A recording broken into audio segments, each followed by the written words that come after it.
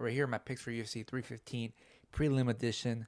Prelim video only. Main card video already dropped, and yeah, I'm up 100 units betting the UFC, so I'm doing pretty well. And my predictions have been pretty good the past couple weeks, honestly. And I'm pretty excited for this card. A lot of underrated talent, I would say. Not a lot of people are talking about this card because, I mean, I would say majority of fans of UFC are casuals and don't really care about any prelims. So yeah, I think the prelims are pretty good. But anyways, Almacan versus Katona. I'm gonna take Almacan. He looked pretty good against Umar. He got dropped. He got dominated. I shouldn't say got. He looked pretty good. But like, if he wasn't fighting a guy like Umar, he probably. I don't know what I'm trying to say. I'll take Almacan to win this fight versus Katona. Next up, we got Davy Santos, or what's his name? David Santos? No, Daniel Santos. Daniel Santos versus Lee. So Santos has been inactive for a while now. Lee, coming off a KO, lost to Hyder Amil.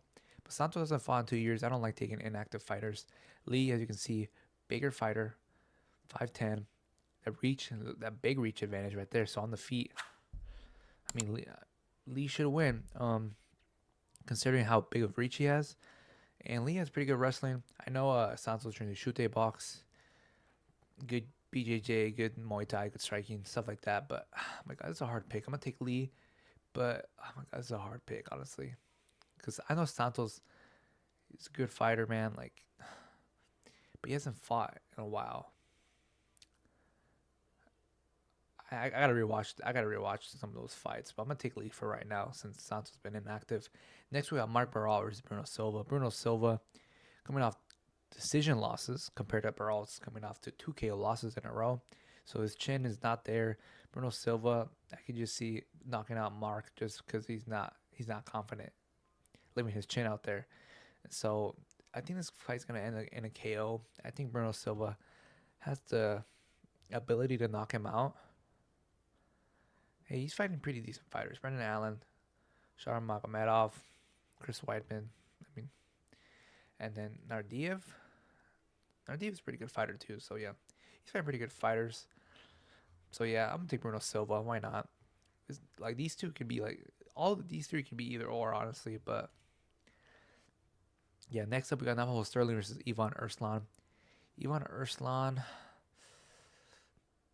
he kind of like, oh wow, the odds went down. He was like plus 300, I feel like, and now he's plus 260. But Navajo Sterling trains with Izzy Volk and those boys in Australia, New Zealand. Pretty good team down there. Navajo Sterling, pretty big prospect, I should say.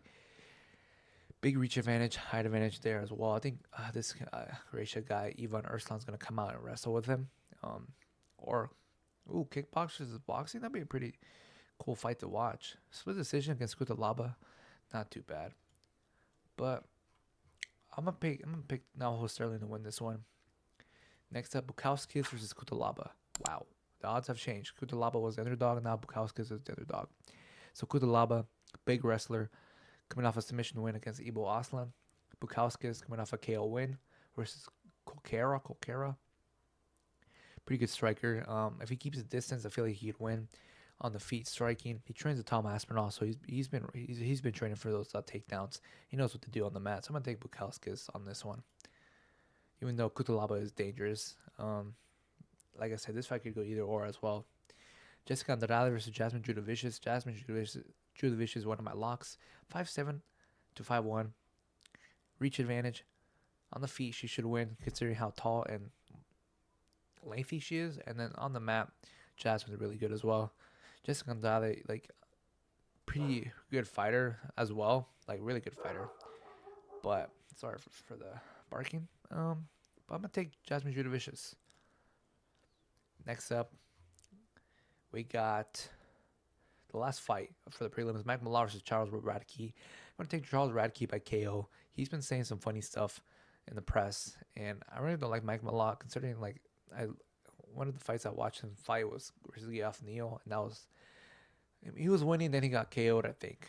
I think he got finished. I think. Let me check. Yeah, he got finished by Neil Magny.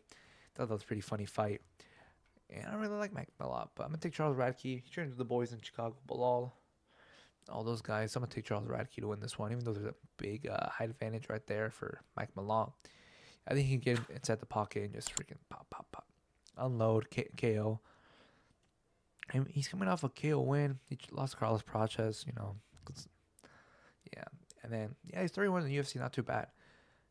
Fighting against Carlos Praches, you know, you're probably gonna get KO'd. So yeah, those are my picks for the prelims. Pretty confident. I feel like a lot of these fights could go either or. Almacan, Lee Santos, Bruno Silva, Mark Baralt. Pretty hard predictions, I would say.